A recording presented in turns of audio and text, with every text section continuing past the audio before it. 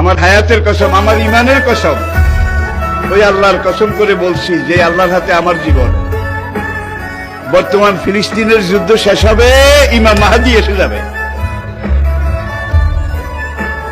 ইমাম মাহদী আসার 9 বছর পরে, ইমাম মাহদী আসার 9 বছর পরে ঈসা আলাইহিস সালাম আসবেন।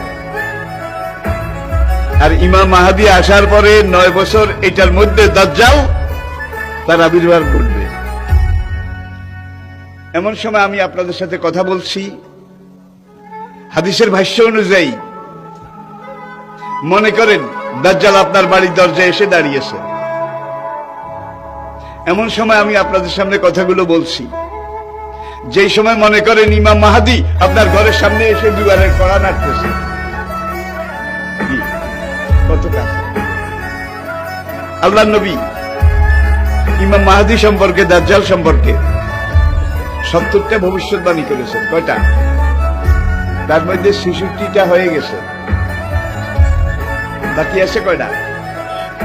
এই 4টার মধ্যে কিন্তু ইয়াজুজ মাজুজ বাইর হবে, সব খাইয়া ফেলাইবে।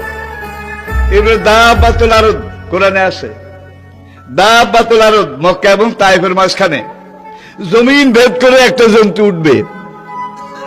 সেই জন্তুটা রাতের শেষ প্রহরে মাথা উঁচু করবে, মাথা এত উঁচু করবে কাবা থেকে দেখা যাবে, ইয়ামেন থেকে দেখা যাবে, বাইতুল মাকদাস থেকে তার কল্লা দেখা যাবে।